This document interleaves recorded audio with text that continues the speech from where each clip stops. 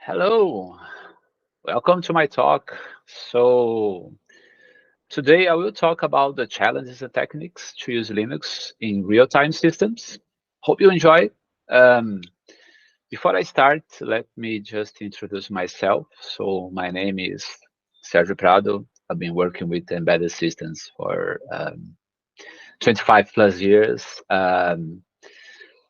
Embedded Linux, embedded Android, real-time operating systems, and bare metal development. And I'm usually like to work with BSP development. I've been working with my company for 12 plus years now. I'm a consultant and trainer. I'm located in São Paulo, Brazil, and I'm also an open source contributor. I contribute occasionally to Buildroot, Yocto, the kernel, and a few other open source projects.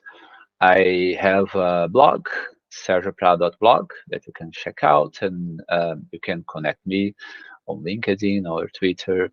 Um, yeah, so let's start. Our agenda for the talk today is the following. So we will start with an introduction on real-time concepts, and then we will talk a little bit about the approaches to use Linux on real-time systems. After that, we will focus on the PREEMPT RT project and the real-time patches for the Linux kernel.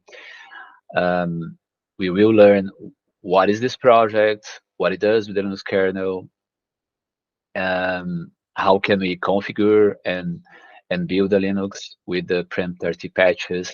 After that, and the last part of this presentation is about designing real-time applications. So let's start with some concepts. So when we talk about a software in general or a system in general, what we have is a stimulus or event, and there is some kind of processing, and then there is the output, right? So any kind of system is that way, right? You have an input and processing and an output. And there are some systems that have time constraints. That means you have a deadline for the processing, and if you cannot meet the deadline, you are not meeting the requirements of the system. And that's basically what a real-time system is.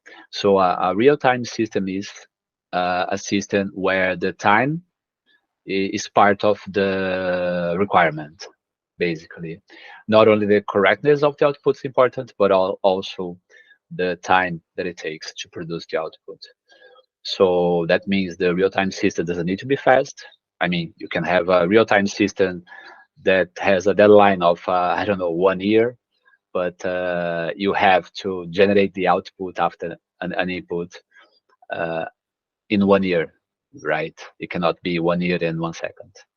So it's really not related to how fast the system is, but how deterministic a system is.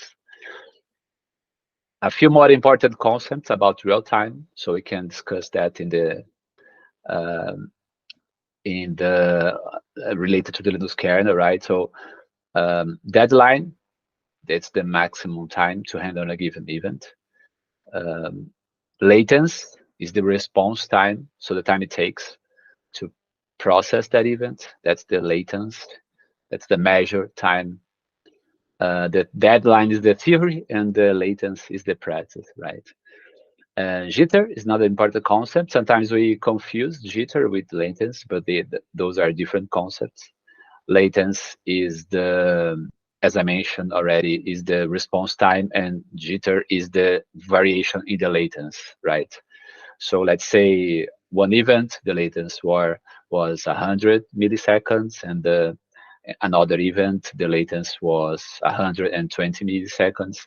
That means the jitter was 20 milliseconds.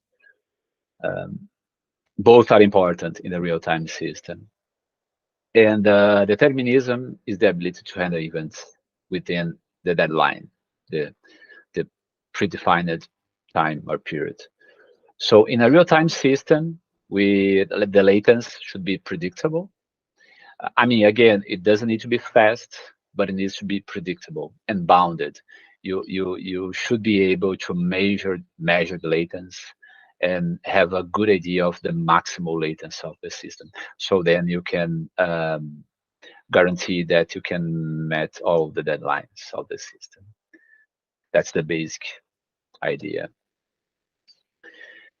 And what about Linux? So Linux is nowadays the most popular kernel for processors, right? Linux is not popular on microcontrollers because you cannot basically run, I mean, you can, but usually you don't have much resources on a microcontroller-based system to run Linux. So usually you have it on processors with tons of memory and storage. And I mean, Linux is today on almost every kind of design with processor, right? From desktop computers to servers to routers to smartwatches to smartphones to medical devices inside a vehicle and so on. And of course, when we talk about embedded systems, some of them might have real-time requirements, right? So there is this kind of intersection. You're going to use a processor with the Linux kernel for an embedded system design, and then some of them will have this kind of real-time requirement. Can you use Linux for that? The short answer is yes. Some of you might even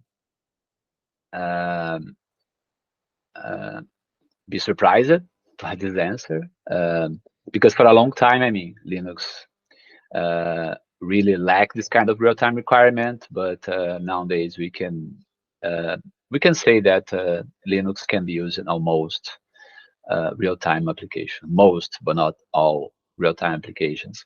And in the end, it really depends on what kind of requirements you have, right? So if you have deadlines in terms of nanoseconds or something like this, probably you're not going to use Linux for that. And also, let's say, for example, you have this kind of safety critical application, and then lives are at stake. Probably Linux is not a good option, because it will never be a kind of formally proven real-time operating system, right? You cannot, I mean, easily validate the source code and make sure you can really meet all of the deadlines every time. So it really depends on your requirements and your hardware and all of other things that we're gonna study in this presentation here. But I can say that most of the times Linux can be a great option for real-time applications. And let's see here in this presentation, how can we use Linux for that?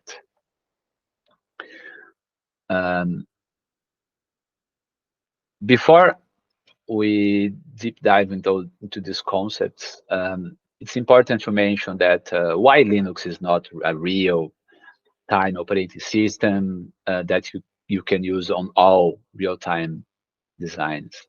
Because Linux has to deal with this kind of conflicting requirements, right? So Linux is used on servers, desktops, low power devices, and everything in the middle, right? And you have this kind of conflicting requirements like throughput, determinism, and low power. So if you want to increase throughput, you're gonna have to problems with determinism, right? Because when you say you want a higher throughput, that means you want to interrupt less the system. And if you want to interrupt less the system, that means you're gonna impact and increase the latency to handle events. And it's the same thing for low power, right? So if you want to decrease power consumption, that means you're going to impact the throughput and probably determinism. Because if you are in a deep sleep mode, it's going to take a while to wake up, and that means a higher latency. So those are kind of three conflicting requirements that you have to deal depending on your application. And Linux was most of in the beginning focused on throughput, and over time the community started improving the Linux on other like use cases, including real-time and low-power systems, right? So, and today, I mean, Linux can be a great option if you want to put, or if you want a low-power system, or if you want a real-time system. I usually say there are three approaches to use Linux on real-time systems. You can use a dedicated hardware for that. You can use a real-time extension, or you can use the PREEMPT RT patches. So one option, and usually is the most common option, you just use another hardware for the real-time part, right? So you can have an FPGA handling real-time events, or you can have a microcontroller. There are nowadays those SoCs with asymmetric multiprocessing cores, so you can have a Cortex A9 plus a Cortex M4 inside the same SoC, and then you can run multiple operating systems and do the real-time stuff on the Cortex M4 and do everything else like graphics and all that stuff in the processor running Linux. That could be an option. Another option would be to use a real-time kernel on top of to manage events and then run Linux as a task of this real-time kernel. So we usually call these the real-time extensions for Linux. The two most popular are RTAI and Xenomai, especially Xenomai. It's a kind of a thin layer between the hardware and everything else. So we can run your own real-time tasks on top of this kernel, and then Linux runs as another task. And then with the Xenomai, you can really achieve real-time, hard real-time deadlines. But usually it's kind of complex. You have to learn different technologies. And then it might complicate the design of our system, and also that has some implications in maintenance. The third option would be to use the PREEMPT RT project to apply the PREEMPT RT patches or the real-time patches. And those patches has mainly the objective of improving the latency of the kernel, and it really improves the latency. We're going to talk about this during this talk. And that's basically our focus here. So our focus here is on the PREEMPT RT patches. So how can we take like the basic Linux kernel, apply the PREEMPT RT patches, and use it on real-time systems? Before talking about the PREEMPT RT patches, it's important to understand what are the common sources of latency, right, on a system. So if you look at this diagram, you can see that there are when you think about again of a system, you have like the input, the processing, the output. Let's say, for example, the input is an interrupt. So you have different steps to process this, right? And that can cause latency. For example, interrupt latency. The time from interrupt signal in the CPU to the execution of that interrupt. Let's say the interrupt is disabled, for example. You're going to have some latency here until the interrupt is re-enabled. There is also the duration of the interrupt service routine or interrupt render. That might take a few, I don't know, milliseconds to complete. And then as soon as the interrupt is handled, probably a real-time task will be wakened. And then you have this scheduler latency, how much time it will take for the scheduler to run. Let's say, for example, the scheduler is disabled for some kind of reason. So you have a latency here. And then as soon as the schedule runs, then it will select the task, how long it takes for the scheduler to select a real-time task to run it. It might take more time. So all of this might impact the latency of a single event in a system. And the PREEMPT RT patches, the main idea is to improve that. right? To minimize the time that interrupts are disabled, to minimize the times that the scheduler is disabled, and so on. So those are all like sources of non-deterministic latency. I mentioned interrupts, right? The interrupts might be disabled, that might improve latency. I mentioned preemption. The preemption might be disabled because sometimes that happens. You want to focus on throughput, you disable preemption. And that happens in the kernel, depending on the configuration of the kernel. Locking might be another reason, right? Like, let's say a real-time task is ready to run, but it wants a lock that is being held by another task. So that might also increase the latency of the system. And all of those, like modern processors, they have several features that are really focused on processing throughput, and that might impact the latency of the system, including real-time requirements. For example, power management. If you have power management enabled, you might have problems with latency.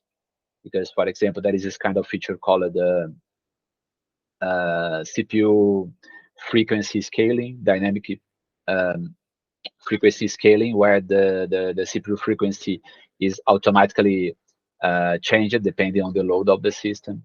That might impact latency if it is enabled. Cache lines, for example, those modern processors, they have several different lines of cache, and depending on where the data is in the cache, it might take less or more time to access that data, and that means unbounded latency. That might be a problem. Brand prediction is not a source of unbounded latency. Bus contation inside the SLC, for example.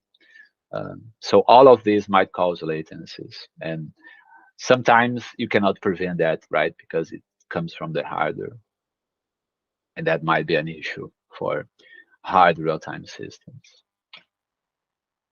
So the objective of the PREEMPT RT patch is to make is to improve latency in general, right? Like, what they really want to do is to make the system fully preemptible. I'm not sure if this is really achievable, because you want at the same time throughput, but I usually say that if you want to, like, throw a rock in the moon, you should target the moon, because the farther you try to throw the rock, the closer you'll be to a target. So that's kind of what they want to do, right? They don't know if this is really achievable to make the kernel fully preemptible, but let's make it as fully preemptible as we can, right? That's the main objective. The project started like a long time ago, almost 20 years ago. Almost everything is already merged in the upstream version of the Linux kernel, but there are a few things yet that was not merged. This is a kind of a statistic of the patches, and we can see here, like, in the latest version, almost everything was already merged compared to we had in the past. Here I have a few features that were implemented by the PREEMPT RT patches. So the real-time scheduling policy, I'm gonna talk about this. The kernel mode preemption to make the kernel fully preemptible, high resolution timers. That means we have timers in the Linux kernel for nanoseconds. Threaded interrupts to handle interrupts in threads. I'm going to talk about this as well. Mutex with priority inheritance. That's also part of the PREEMPT RT patch that is already merged in the Linux kernel. Tickless operation that reduces the number of tick interrupts. That improved latency as well. Sleeping spin locks, converting spin locks to mutexes. That's another feature from the PREEMPT RT patches. Spin locks are kind of a locking mechanism that lock the CPU until the lock is free, and that means it increases a little bit the latency. So the PREEMPT RT purchase converts the spin locks to mutexes, so you can just sleep if the lock is not available, and then you can improve the latency of the system. So lock depth, it's a kind of locking validator in the Linux kernel to make sure that you are using the locking mechanisms in the right way. ftrace, a tracing subsystem in the Linux kernel. Most of these features I'm gonna comment in the next slides. The last thing that kind of missing right now in the mainline kernel is the printk support. Printk is the function in the kernel to do logging, and that's the last thing that is missing. That's basically the reason you have to apply the patches right now. Almost everything else is already in the upstream kernel, in the mainline kernel. Applying the patches is very, very simple. I mean, you can run those commands and have a kernel with the patches. So here I am getting the Linux kernel and then getting the patches. As you can see, they are separated. And then I'm extracting the Linux kernel, getting to the directory of the Linux kernel, and then applying the patches. So after that, you have the kernel with the patches applied, and then you can open the Linux kernel configuration and enable a few options. That's usually recommended for real-time version of the Linux kernel. So you would want to enable the config PREEMPT RT option to enable preemption in kernel space. That's required. You will also want to enable config high-res timers for the high-resolution timer support. Also config no HZ full to disable the tick interrupt. Every time it's possible to do it, of course. Sometimes you need to manage time, and then you need to leave the tick enabled, but sometimes that is not required, and if you have the tick interrupted every time, then you will increase the latency because of the need to handle the tick interrupts. So this option usually helps with minimizing latencies. This option is also useful to enable it. So the Linux kernel has this kind of API for locking called RCU, read, copy, update, and usually part of the RCU processing are done in threads that runs on all CPUs, and that might impact latency if you have those threads enabled running on all CPUs. So this option makes it possible for you to disable the RCU threads to run on specific CPUs. And this option, you can enable it for testing purposes to measure latency caused by the hardware. But don't enable it in production systems. Also, I usually, when I'm working with the real-time system, I usually disable debugging options that usually impacts the latency, and also power management options. But if you want to use power management options, you should really be aware of what you are doing, because usually power management options, they impact latency. So if you don't care about power management, right? If you don't care about like power consumption, that stuff, you should just disable it for a real-time system. Here we can see just a system running a PREEMPT RT kernel. So it's very easy to identify if a system has the PREEMPT RT patches. You should see this RT something in the kernel version. You should also see this file with one syskernel real-time. If you list the process, you will see all of the interrupts running as kernel threads. That's also very nice. So I can see all of the interrupts here running as kernel threads that automatically converted the interrupt services routines from all device drivers, they are converted to kernel threads automatically when you apply the patches and enable the real-time, the preemption in the kernel. This command is also very useful for those that work with real-time systems, SHRT. They make it possible to change the scheduler and the priority of a task running the system. I'm going to talk a little bit about the schedulers in a few slides. So here I'm just changing the priority of the process 62, that's this one here, to 99. So I'm increasing to priority 99.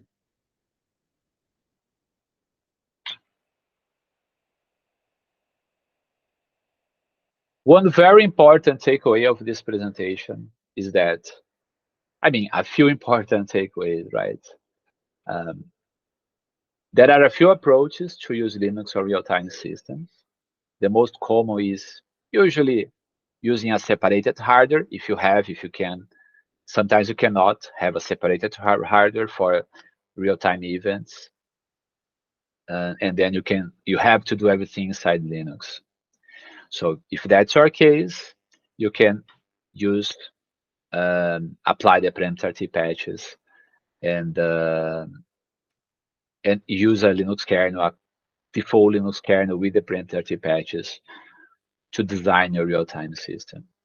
And if you do that, there are those options that I mentioned that you should enable in the Linux kernel, but that's not the only thing. That's part of the solution.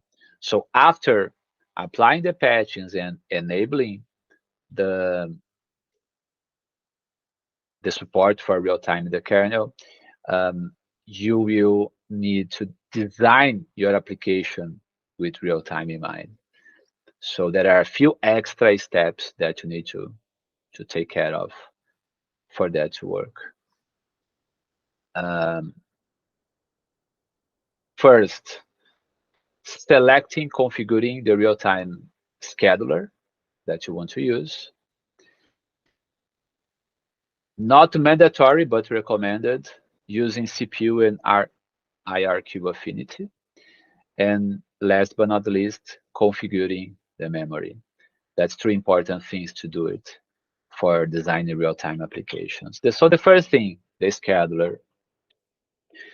The Linux kernel doesn't have only one scheduler. It has this concept of class of schedulers. So there are several schedulers in the Linux kernel, and you can select one when you run an application. The default scheduler is called sched order, that has this algorithm called completely fair scheduler. Is a pretty standard time sharing round robin algorithm where you can manage the time slice of a task using a configuration called nice, but it's not real time. It's a time sharing round robin. It will run all of the tasks one by one in a list of tasks. So if you want to have real-time tasks, then you want to use a real-time scheduler.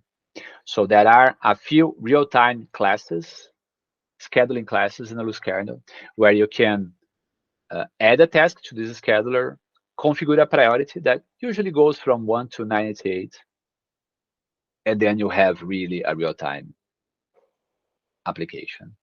There are three, as I'm aware of, three real-time schedulers in the Linux kernel: sched FIFO, sched round robin, sched deadline. Sched FIFO and sched round robin, they are pretty much similar. So if there is a task in this scheduler ready to be run, it will be executed if it has a higher priority. The higher the number, the higher the priority. And that's it. The difference is that if you have more than one task of the same priority, the sched round robin will run both, like if you have to, it will run both in a round robin fashion. It will run one for a while, then it will run the other for a while, and so on. Now for the SCAD FIFO, one task have to release the CPU for the other task to run, but they are very similar. If they are ready to be executed, it will be executed. Now the SCAD deadline is a little bit different. The algorithm is different because it's based on the deadline. It uses this earliest deadline first algorithm. It has some kind of attributes. Each task you can configure attributes like the runtime, the deadline, and the period, and then it will take automatic decisions. It will dynamically increase or decrease the priority of a task depending on its deadline. And you can configure the scheduler and priority, all of these attributes, using this command line tool, CHRT, or the POSIX real-time API. So doing that inside an application is not that hard. There are a few POSIX APIs that you can use. For example, for a process on Linux, you can use this SCAD-set scheduler to configure the scheduler and priority of an application on Linux. For threads, there are also a few high-level APIs provided by the C library that you can use. Just an example here to configure the scheduler. So a C application using the POSIX API. Basically, what you have to do is declare this SCAD param structure, configure with the priority of the task, the program that you're running, and then use the SCAD-set scheduler function, configuring the scheduler, SCAD FIFO, and the parameters. That means the priority. So after this call, your application will be running on the SCAD FIFO scheduler with the priority 60. And now you have a real-time task in your system. That's probably one of the first things that you want to do in your real-time applications running on Linux.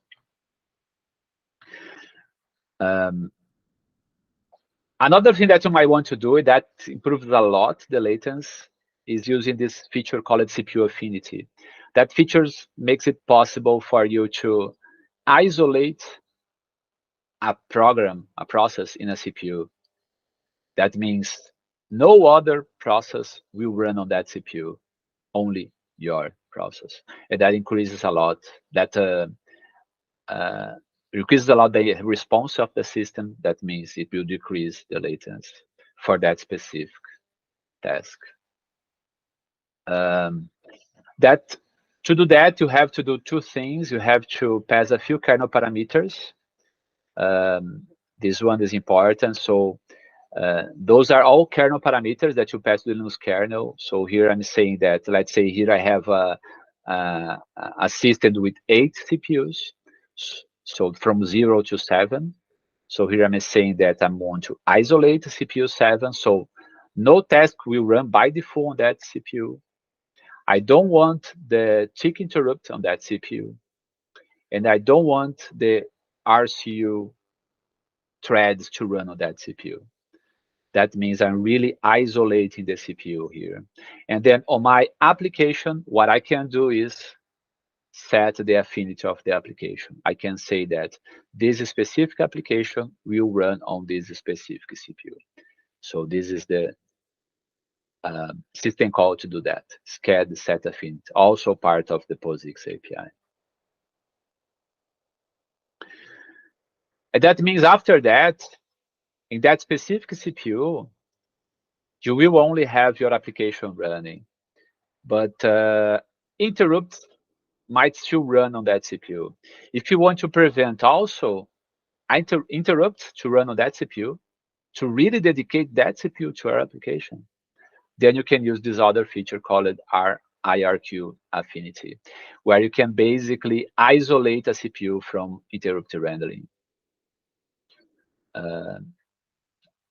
To do that, it's basically a configuration in the file system. So inside /proc/IRQ,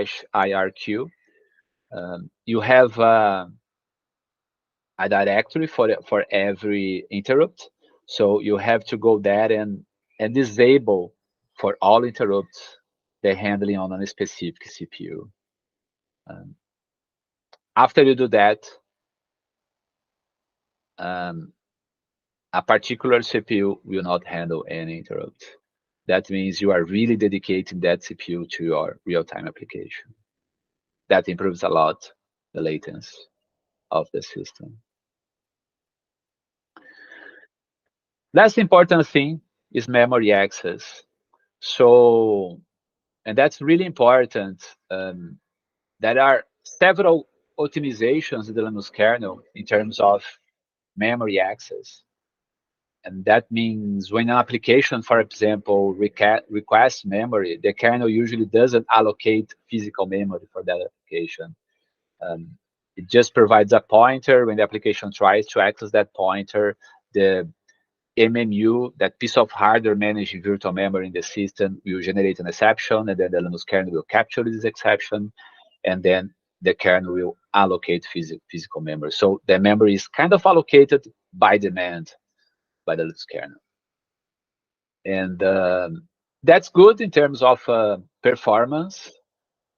And usually that also decreases the consumption of memory. But at the same time, that's bad in terms of latency, because every memory access might cause what we call page fall.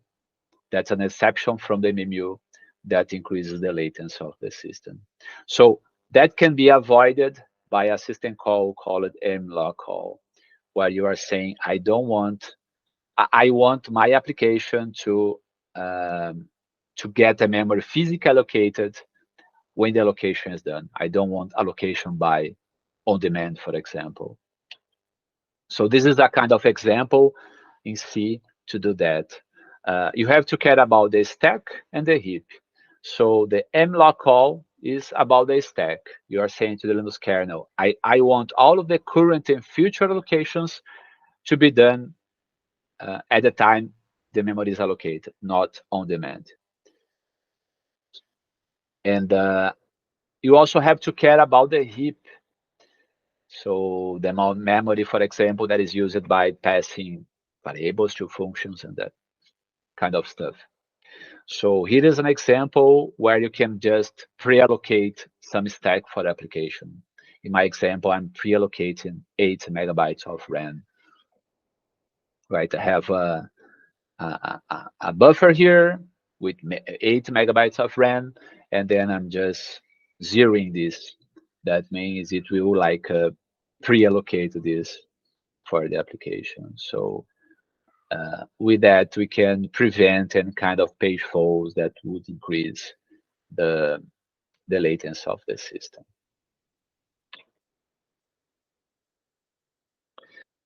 Final thoughts, locking and timekeeping. It's always important to use the correct locking mechanisms in real-time applications.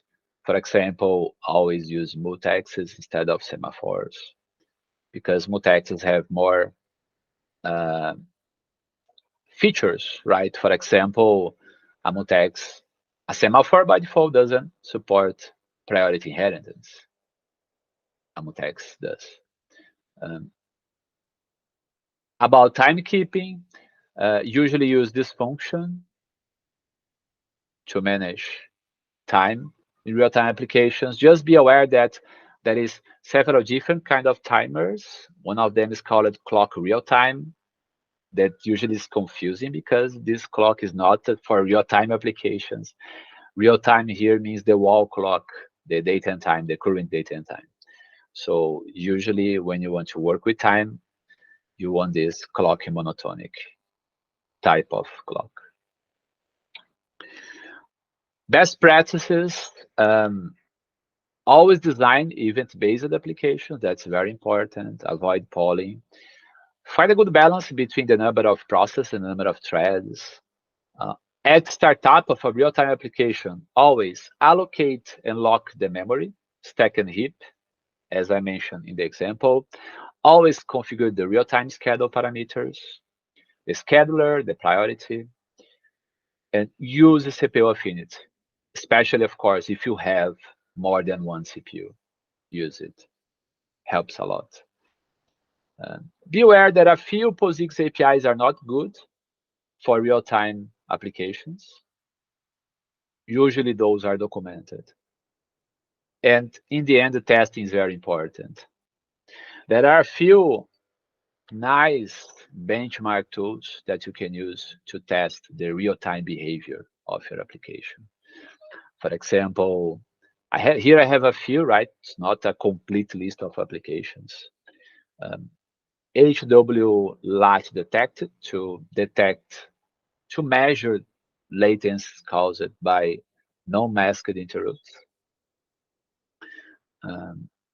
ftrace, a nice tracing infrastructure in the Linux kernel that helps with different things, including measuring latencies. There is also a graphical application to show the data provided by ftrace called kernel shark. Perf, very nice tool to measure performance and also latency in the Linux kernel and in the system in general.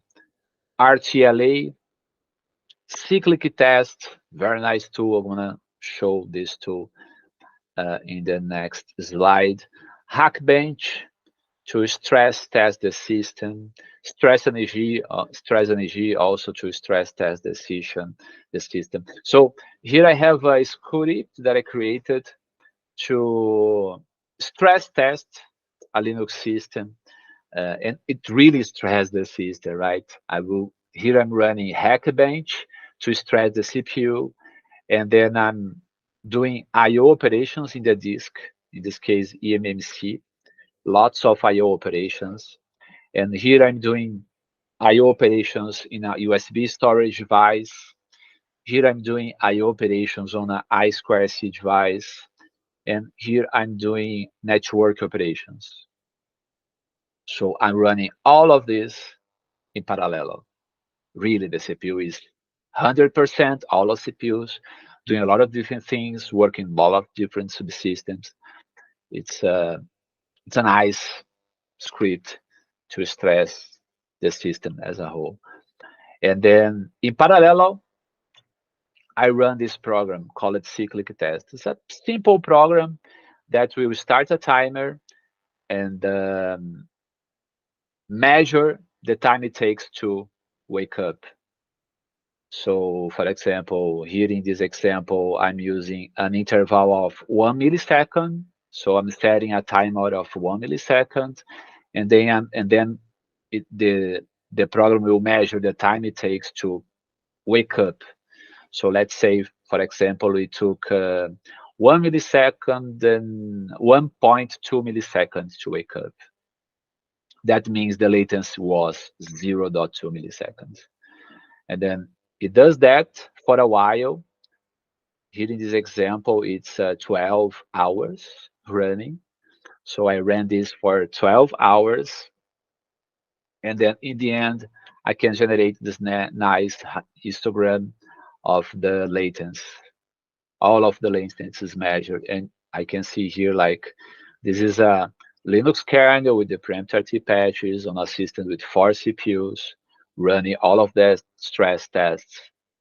And I was able to get 134 microseconds of maximum latency. That's the peak here. And that's fantastic, right? I mean, 134 microseconds of maximal latency for the system being stressed for 12 hours. That's a very good result. And as I mentioned, you can really use Linux on most real-time systems, taking all of this in consideration, right? Having a mainline kernel well maintained with the PREEMPT RT patches and designing the application with all of those details that I mentioned, right? The correct scheduler, managing correctly the memory, using CPU affinity, and so on. You can really use Linux on most use cases for real-time applications. So I hope this presentation was useful for you. Feel free to reach me on LinkedIn. Just connect if you are not yet connected. Feel free to reach my blog. So The time this presentation is live, the event, I will publish the presentation on my blog. There is a section there called Talks. So if you want the slides for the presentation, you will be able to get the slides there in my blog, sergioprado.blog/talks. Again, hope this presentation was useful for you. Feel free to connect. And till next time, bye-bye.